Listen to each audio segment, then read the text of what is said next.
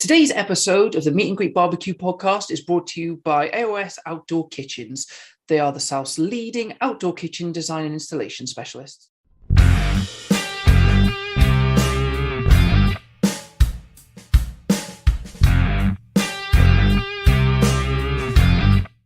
Welcome to another episode of the Meet and Greet Barbecue podcast. Today we're speaking to Joe from Delivita, who has a fantastic clay oven that you can cook so much in, and he talks all about their passion for design and also being as eco-friendly as possible. But he's going to go through all of that with us in a second. So without much further ado, here's Joe. Joe, welcome to the podcast. For anyone that doesn't know who you are, please introduce yourself. Hi. So yes, well, thank you for inviting me to this podcast. I'm Joe. I own Delivita. So Delivita, we're proud to state that we manufacture our ovens and they're clay-lined ovens here in Yorkshire. So everything's handmade. It takes 3 weeks to make one of these ovens. So they're traditionally wood-fired. And they take, it's a labour of love. It's every single item is actually handcrafted, from the frontage to the fiberglass to actually then doing the inner clay on the inside. And we just love cooking, and we're very proud that we export the products to 27 countries across the world. We even export them to Italy, so it's got the approval by the Italians. So it's good enough for them. It's good enough for anyone.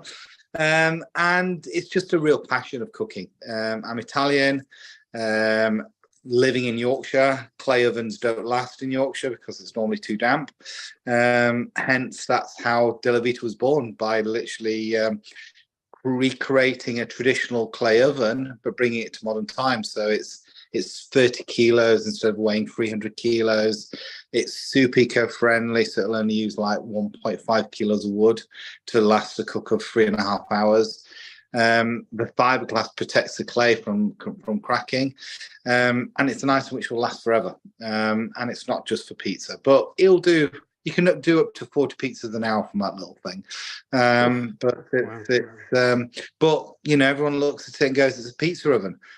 I probably 95% of the time I'm cooking everything but pizza. So cooking steaks, and that's what clay ovens are made. They're made 2,000 to 3,000 years ago, even before pizzas were invented. So it's very much about cooking things which you can find, like meats and fish and veg and baked bread in it. So that's a little bit about me, a whistle stop. And I definitely made that mistake just before we started recording, calling it a pizza oven. So slap my wrists. So just obviously you've mentioned that you started the business. You're Italian. And you've sort of brought it to Yorkshire and handcrafted, which is fantastic. Again, another thing that we really like on the podcast. We try and speak to as many British people. We celebrate British meat. And British manufacturing around barbecues and ovens is obviously a great thing to push as well.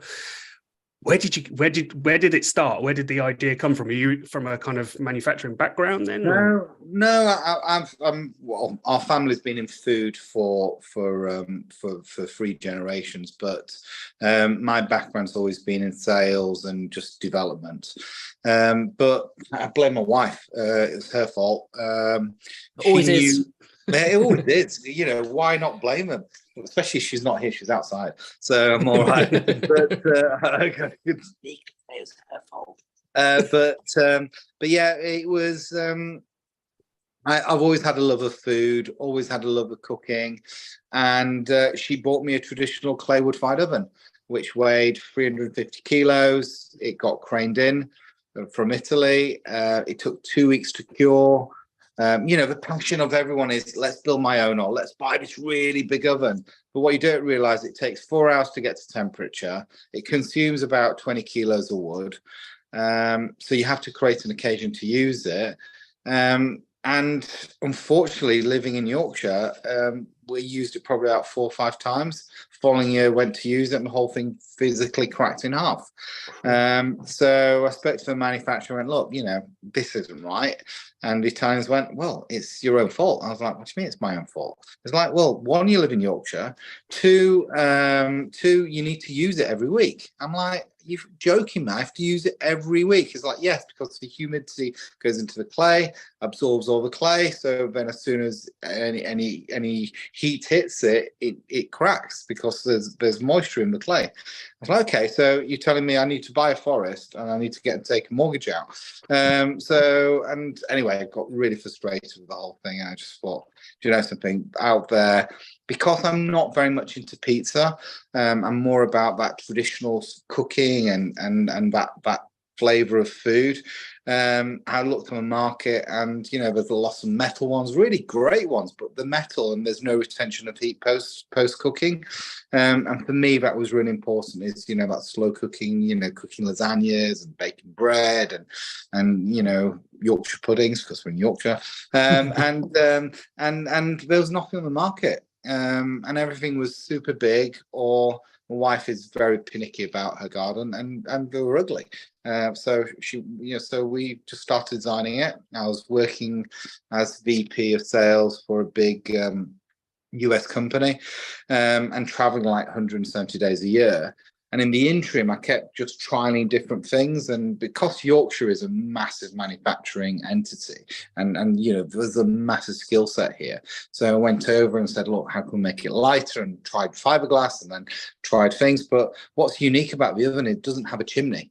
So all the heat is actually retained, and that's why it's super eco-friendly, because it's using like 3 or 4 pieces of wood, but then you've got 2.5 hours of slow cooking afterwards. Developing a product absolutely fascinates me. Like how you go from original concept and that first prototype to the final product. How long does that take? And was it vastly different of how you imagined it in your head to what it ended up as? Completely the opposite direction of where I went to.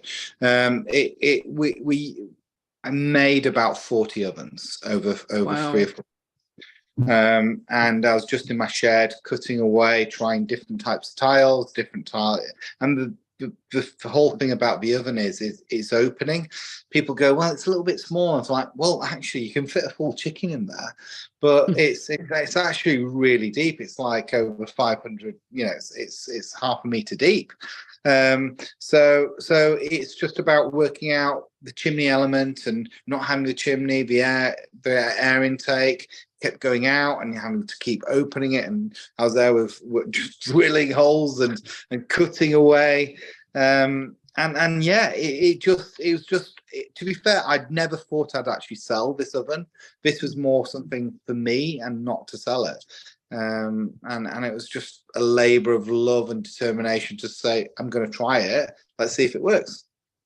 So at what point does the creation then go, actually, maybe I can sell these? When did that kind of click over? Well, my niece, who joined me right at the beginning, she was a marketing. She was like marketing director for Liberties, and she was really into the design. And she came along and she went, I love this. And she had enough with going down to London, and I'd had enough of traveling. Didn't even know where my daughter's school was, and we were just working away, and she went, do you know something? I've had enough of all this, and I've completely had enough. I was like, why don't we just set this up and let's try it? So there's a little place which makes ice cream, which did like one of these fairs.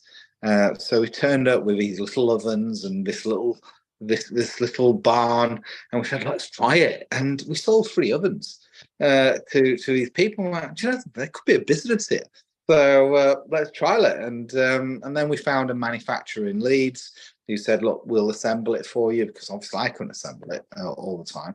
And they said, look, we'll give you terms. And we thought, great, let's try it. Let's go for it. And that's where it started. It's not been easy, but it's been, but we just took the risk. And luckily I've got a wife who makes some money, and she just said, so she went, do you know something? I supported her at the beginning of the business, and she said, I'll support you, and let's try it. And that's where it started from. You mentioned the design element, and you were referring to a lot of other pizza ovens that are quite, well, either metal looking or quite muted colours. I think that's one thing that's quite kind of stands out about your range. They're very bold and beautiful colours. Was that a core part of the design process, that you wanted that real flash of colour? Yeah, it was. Obviously you get influenced by your wife and your friends and everyone else, but we're about bringing some fun into the garden, and just just standing out. So it's more of an architectural beauty than something which you hide away. And the benefit is this oven is tabletop, so you can actually move it and just place it in the middle of your table outside and just cook together as a family. And that's the Italian side of it, but you want something beautiful which just stands out a little bit. And we've got something like 468 color options if someone wanted to have their bespoke color made. So it's giving people options. It's just because it's handmade, we can make one. It's not as if we're having to mass produce in China and do one color only.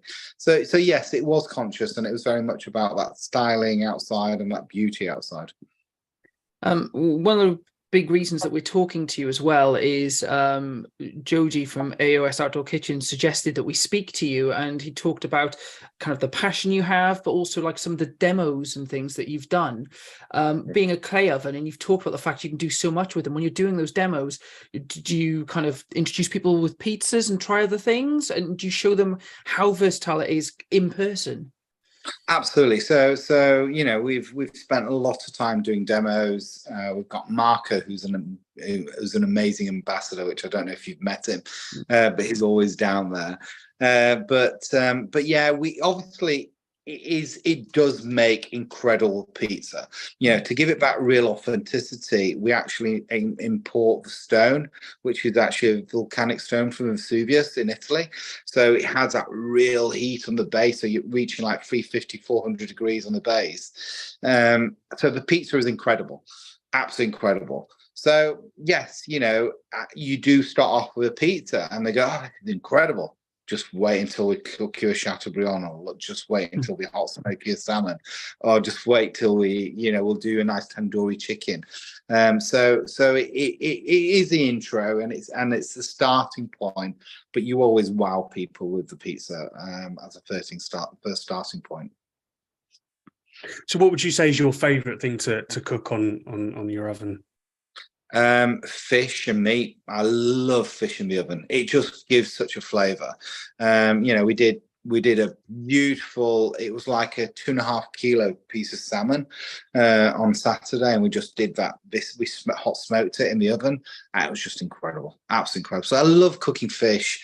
And veggies, I love doing veggies. We did celeriac, which was a little bit different. But yeah, meat is incredible. So I'm never going to have a body like this by not cooking all the time. Yeah, we're exactly the same. It's nice to be all ripped, but yeah, I've got the one pack. So if people are buying your clay ovens, do they get like recipe ideas, or do you have those on the site as well? And what do they look like? Yeah, so we've been fortunate that we've got John Finch, which I don't know if you know John. He was the founder of Grill Stock, and he's actually written 2 of our recipe books. So we've got some incredible recipes. One's called Fired, one's called the Wood-Fired Feast. Wood-Fired Feast is very much more of an inspirational kind of wood-fired cooking book, which literally gives you from snacks to, it's everything but pizza. There are literally 4 or 5 recipes of pizza. But we've got loads on our YouTube, loads on our website. Every oven which arrives has its own little recipe book, so it gives them an array of options which they can cook on. But then you can virtually do, you've got our website which really helps. So we've there's plenty of options. In addition to that, we also manufacture our own vegan and organic dough, pizza dough. Mm-hmm. Obviously, a lot of people do buy the oven for pizza, and the beauty of this dough is it's frozen, and it's delivered frozen, and you can freeze it for 12 months. But the nice thing is, it's all about getting together and hand stretching the pizza. So there's loads of videos of how to stretch your pizzas and just have fun cooking. So you've also got a range of dough, haven't you? An organic charcoal and turmeric one, is that right? Yeah, so it's all about healthy dough.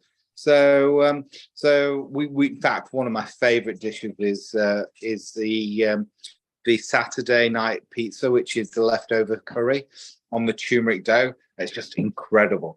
So they've all got health benefits. Hear the missus in the background.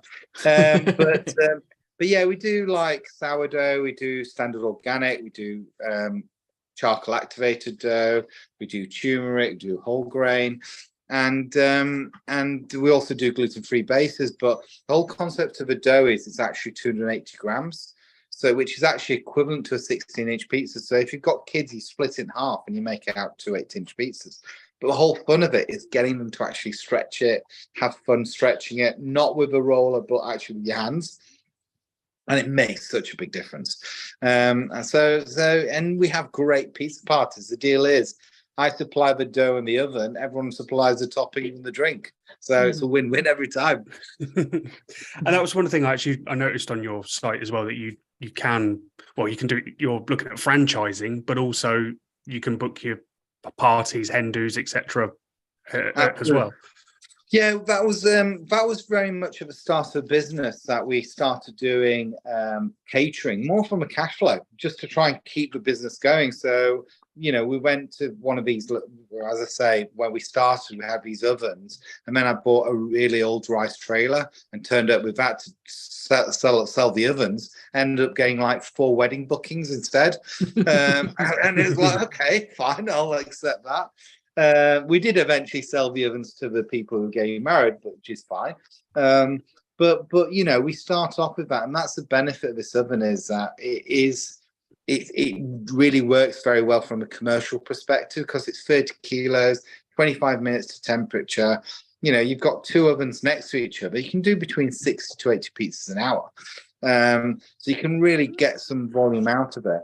The franchise, to be fair, we're actually looking at, my dream is I want to make it into a non-profit organization. So we go and feed the homeless. I want the homeless to be feeding me every time we go over. So it's really educating people with mental health, people who, ex-prisoners, people who are homeless. I really want to launch this with them and get them to actually start catering. Because fortunately enough, over COVID, our catering business completely died. But obviously, the Delivita and the dough to go just flew. So we want to give back for the catering side. And you'll probably hear our pussycat whining away saying, he's waiting for that halibut. I know what he wants, the halibut. Like any sort of journey from start to where you are now will come up with surprises. What's really surprised you while going through this whole process? I think there's the surprising element is that we've just landed, some Michelin star restaurants where we didn't even expect these to happen. We're known for flash cooking than slow cooking. So it's more about, when you're cooking in an oven, the base is like 400 degrees. So when you put a plate in there, dish, and it has to be like a black iron dish, as soon as that's at temperature and you stick a steak on there, chateaubriand will take 8 minutes to cook in there, because you've got like 500, 600 degrees of flame hitting the meat, and you've got this base so hot, so it's cooking from both directions. So one was getting a load of chefs which came on board and said, look, we're falling in love with this oven, we're using it in restaurants, and we weren't even aware of half of them. So it's just landing things like that. Again, the love of the dough has been incredible. We've got a product which is organic and it's really, really healthy and digestible, which is really important. And that's done really, really well. But I think the biggest surprise is the Italians. we're selling. The Italians are loving the oven, absolutely love the oven. Customs don't. They give us a load of hell when we're trying to import it into the country. But, they absolutely love the whole concept of the oven, the way it cooks. And, and that was a real big surprise, actually. I just never thought that the Italians would literally fall in love with our product, especially when it's made in Britain and it's got that flag on the. So each oven has its own little badge. It has the made in Yorkshire with a Union Jack on it, and I just love that side of it, which is really, really good.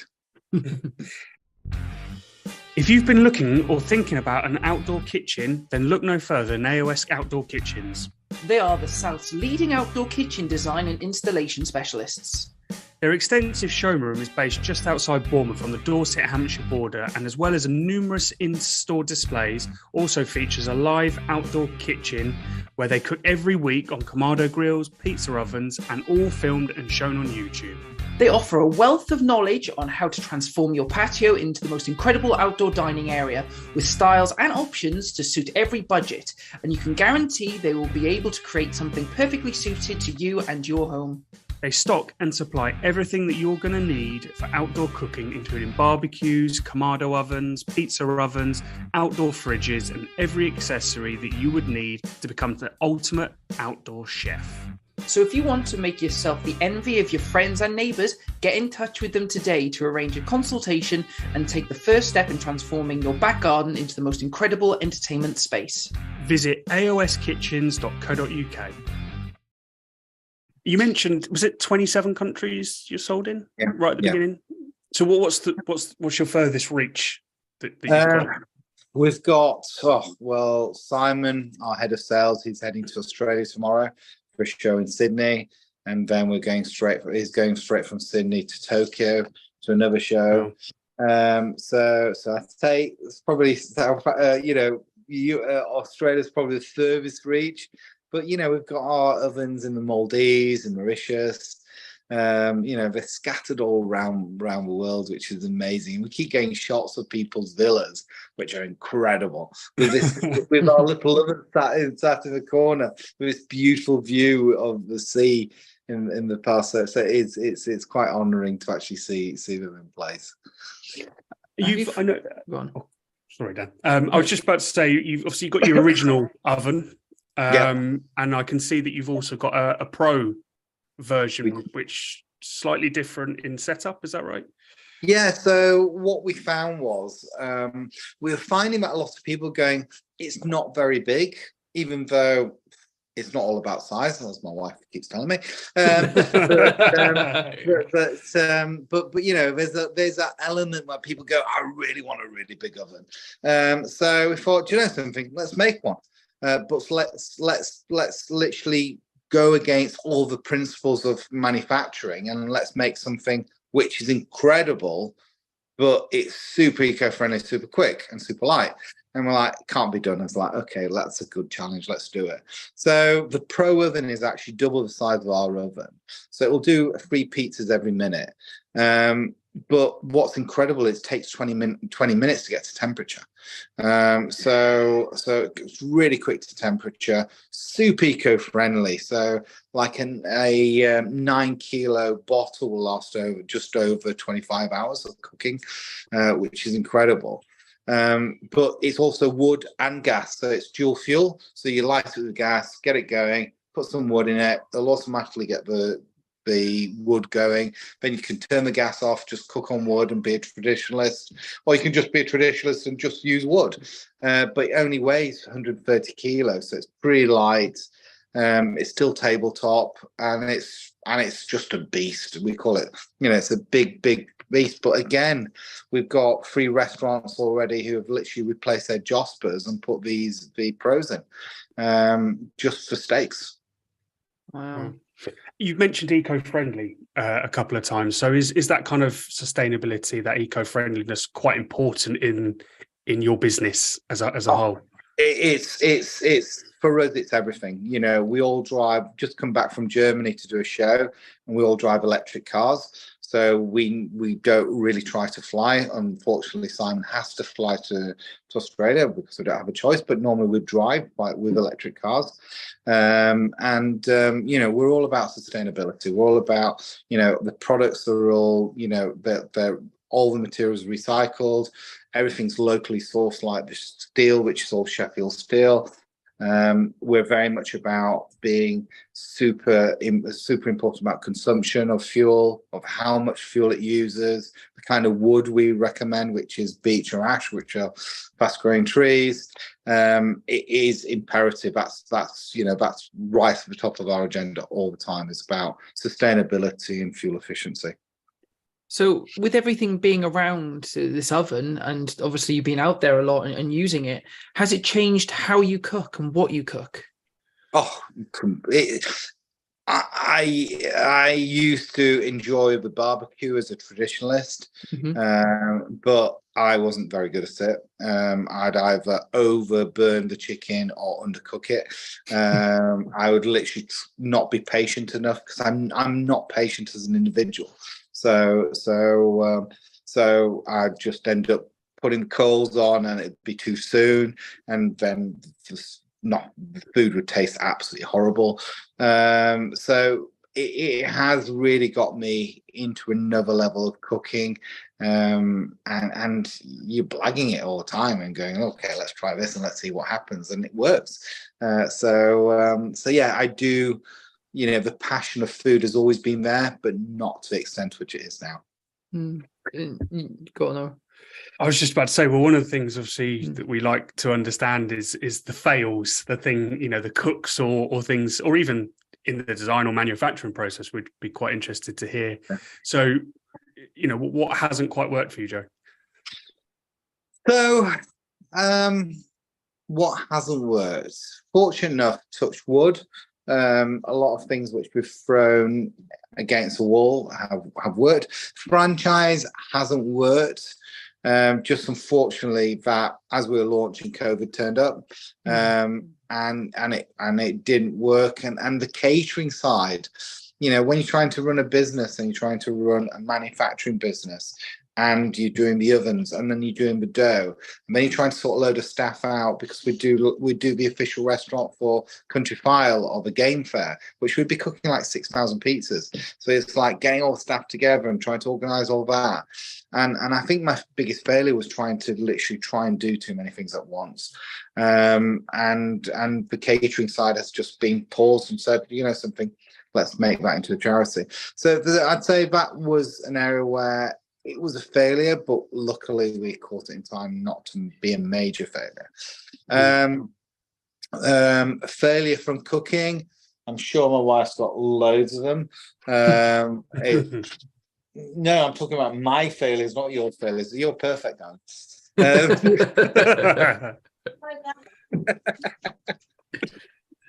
So the failure is, you can't off all the time. You cannot literally sit around. You can't get distracted with the oven. Pizza is less than a minute, so you can't literally put the pizza in the oven and then literally go, I'll just go and grab a beer. Because by the time you come back, it's literally cremation of pizza. So it's not something which you could really sit around and do. You also wander off when you're lighting the thing. Oh yes, so I wander when I'm lighting. I get distracted. So there's I've got lots of failures. It sounds like.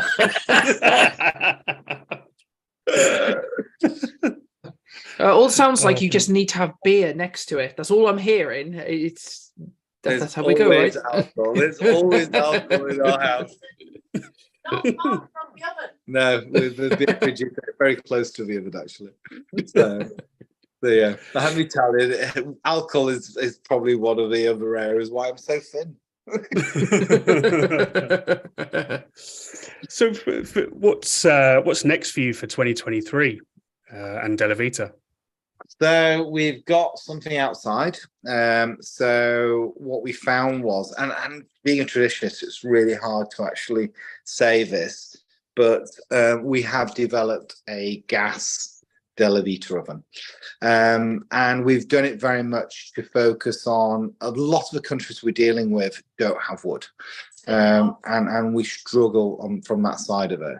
So we also feel that there's a lot of cities now becoming non-smoke-free areas. So we've brought out this lovely. It's exactly like our wood-fired oven. It still weighs 30 kilos. It still is that beautiful look and feel. The difference is you simply just turn it and you light it, and off you pop. And you're ready to go. Sounds awesome. When does that launch? So we showcased it for the first time at Ambiente at the show in Frankfurt, and we are ready to start delivering around May, April. Wow, not far away. Not far away, but what we have done, which is the bit which I'm really excited by, is we're only using 4.5% kilowatts of gas. So it's super low in consumption, super quick to temperature, but a little 5-litre bottle over time, pinky little bottles. Mm-hmm. That will give you over 20 hours of cooking just from this oven. But you can also put wood in as well. So it's dual fuel. You can have gas and you can have wood as well. So I'm really chuffed with it. So go on. No, sorry, we're not usually like this interrupting each other. Well, we're excited. We're excited. We love talking to companies and learning about from this side, because we talk about food so much. It's always good to hear it from the other side of the actual creation. Yeah. All I was going to ask is, again, sort of talking about the eco-friendly and the sustainability, and you were saying about how it's super quick to get to temperature, but the usage is actually quite low. Again, did that take some tinkering to get that balance right? Yeah, well, what you've got is when the wood-fired oven, when the fire goes out, you've got 2.5 hours of cooking post-fire. And with the gas one, it's the same concept. You know, you light it, you get it going, you know, you cook a few pizzas, you might cook some meat in there, but then you literally turn it off, you put the door on, you can put a nice piece of lamb in there and have some nice pulled lamb at the end of the evening, or you can bake some bread in it. So it's yes, the materials have taken. We're constantly tweaking the product, constantly tweaking it, improving it. But you know, we know that oven will last 2.5 hours once that flame goes out. But you know, we're using local materials from Yorkshire and just trying to keep that. The benefit of the oven is you can touch the outside of the oven. When it's on full wax, so all the ladies have got their hands on it. Wish it was me. And lucky oven. But you know, on a winter night, you look at 30-40 degrees on the outer shell. So you've still got it completely insulated as well, which is really, really cool. Should we go on to barbecue bingo? Barbecue bingo is brought to you by Lumberjack Food Company. Your ticket to Flavortown. Well, yeah, that's what I was going to say. You've got all the choices of fuel. You can cook anything in it. So moving on to this topic, we've got this whole wheel of different ingredients. And once it pops up on Owen's screen, you'll be able to see. We'll spin it and it'll land on something. We'll ask you what you think you'd cook with it. And if you can go off and cook it in your own time, and then you kind of tag us in, and then people can check out the hashtag barbecue bingo and see what you've put together. So hopefully you can see the wheel on your screen right now. Awesome. Perfect. So there's a whole host of different ingredients on there. Is there anything that jumps out at you straight away as a question mark? I can't see it that clearly, even though I've got my glasses on. It's quite distant. I'm doing it from my phone because I'm super well organised. I've left my laptop at work. We'll name a couple of things. Yeah. So we've got what we got. We've got chocolate buttons. We've got whiskey. We've got turkey mince. We've got oily fish, Szechuan pepper. There's a few things on there. Leg of lamb is another one. There is one called My Signature Dish, which if it lands on that, we'd like you to cook what you're known for. So what would be your signature dish that you're known for? So our signature dish is purely down to laziness, but it's incredible.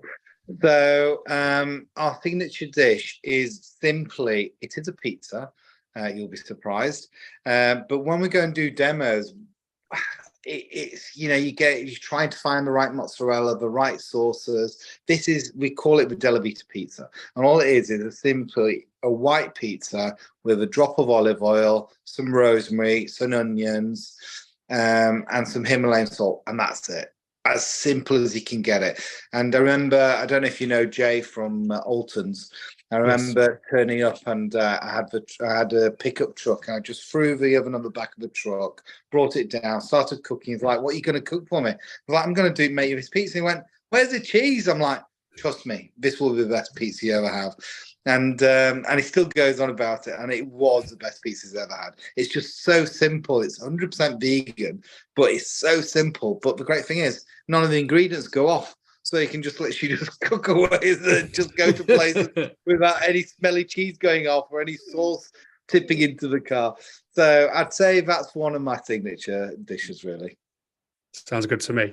Okay, I'll give it a spin and we'll see what it lands on. And then we'd also like you to leave an ingredient for our next guest. So if you could have a little think about what you'd like to leave as well. Here we go. Always the awkward moment to see if it's going to be something exciting or something genuinely good fun to cook. Aubergine. Beautiful. Yep, I can do you something really nice with that. Where does your brain go? Sauce? Yeah. What am I thinking of? It's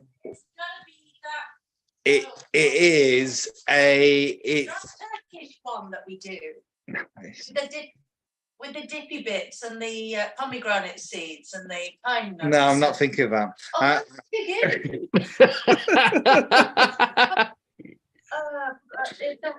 I was thinking more of, do you know where we make it? We make a vegetarian lasagna with aubergines. We do it with mozzarella and a parmigiana. And I'd probably be looking at a parmigiana and just slow cooking it in the oven, which would be absolutely incredible. Sounds amazing. Or about the ganoush. That's it. Yeah. No, that's the word. And what ingredient would you like to leave for the next guest? I think celeriac. I absolutely love celeriac. And celeriac is facing Nanduya, but Nanduya is now. Yes, darling. All right. Thank you, darling. I imagine as well, it must be great just put in afterwards, as you say, when the fire's gone out, and just let it slow roast in there. Exactly. I think that's why the aubergine would be incredible. It'd just be absolutely amazing. So I'll do a nice aubergine. Beautiful. Or an eggplant. Celeriac's on the list, so we're looking forward to hopefully someone getting that in our next episode. No, that's awesome. Awesome. But yeah, it's all. I'll look forward to doing that for you. I'll put that on my list to do. Perfect. We ask everyone: is there anything that people aren't really talking about, whether it be like in the community or something we haven't touched on today that you think is really important and maybe people should kind of discuss or even consider? For me, one of the big things for me is consumption and the right kind of wood. And it really pees me off is that, you know, one is they're buying wood and they're buying wood and then they're leaving it outside, which just defeats the whole object of buying good quality wood, because they're leaving it outside and the humidity gets in and then it gets really smoky. And the second thing is maximizing the heat of any oven barbecue is don't just turn it off and just leave it. You've got so much residual heat. So just plan a little bit ahead of yourself. Just think, you know something? Got some pork. Let's do a pulled pork in the barbecue after you've done it and just slow cook it likewise with a Delivita or whatever. But there's so much residual heat which just gets left. So it's just about maximizing, just thinking about ahead of yourself of what else could you be making. You could just be doing some banana splits in the oven or some baked potatoes, which you can have the following day. But it's just using that consumption of heat and not wasting it. I think that's important. That's something that me personally, I'm being more conscious of. I think, let's be honest, there's, an economic downturn at the minute. So you've got to make sure that you're not using excess. Therefore, you're right. Plan your cooks. If you can bulk cook and then split out your meals and have leftovers, all of those things, it's the right way to go to manage the environment, but also the costs. Well, it's so important. We don't turn our oven on at home. We've worked out it costs 50p for our oven to run for 3.5 hours. And that's what we do all the time, is we just light it and we, and you're right, it's about that bulk cooking. So you've got something not just for today, but you've got it for tomorrow. And, and it's just about utilizing that energy and not just wasting it. And it also, I think it takes people from being a good outdoor cook to a great one when you start understanding that, because it makes you think about food completely differently. And like, if you've done like sort of thinking more traditional barbecue now, but if you've done something like a brisket and then on sort of something clay, and you've got the residual heat while that's resting and you've turned the heat off, you can be doing something in there. You could be chucking in, even if it's something like a mac cheese, or if it's like potato wedges or anything like that, then you can stick cookies on there afterwards to just doing the residual heat. And it's working with your tools to the best of their abilities. Absolutely. No, I completely agree. I think that's the biggest takeout. If someone could start thinking ahead of themselves, there'd be a lot less wastage as well. Mm-hmm. Absolutely. Well, I think we've covered everything. It's been an absolute pleasure to have you on. And sorry we've kept you from your halibut dinner. It's fine. It's fine. I think she's had another glass of wine. That's probably why she's becoming so vocal. Don't worry, I'll edit it to make you look as bad as possible for fun as well. That's right. Love so it. just where can people find you and Delivita, if you could point people in the right direction? So Delivita is found in all the premium retailers, in Selfridges, Harrods, John Lewis, Phoenix, but most of the really nice garden centres have Delivita in there, and we've got some great outdoor kitchen companies, which obviously AOS is one of those. So really, if you go look at our website, all our stockists are on there. But yeah, they're all made with love. Great. Well, thanks very much for coming on to the podcast, Joe. Awesome. Well, thank you guys. Enjoy. Great speaking to you. Speak to you soon. You too. Have a great evening. Ciao. Bye. Bye-bye. Bye-bye. Bye. That's it for another episode of the Meet and Greet Barbecue Podcast. Thanks so much to Joe to telling us more about the Delivita brand, its British heritage, the eco-sustainability elements of the brand, which I think is really, really important. As ever, we'd like to hear from you. If you could tell us what you want us to talk about on the podcast, you can get in contact with us through all the social channels at Meet and Greet Barbecue Podcast and our website, meetandgreetbarbecuepodcast.com. Until next time, keep on grilling.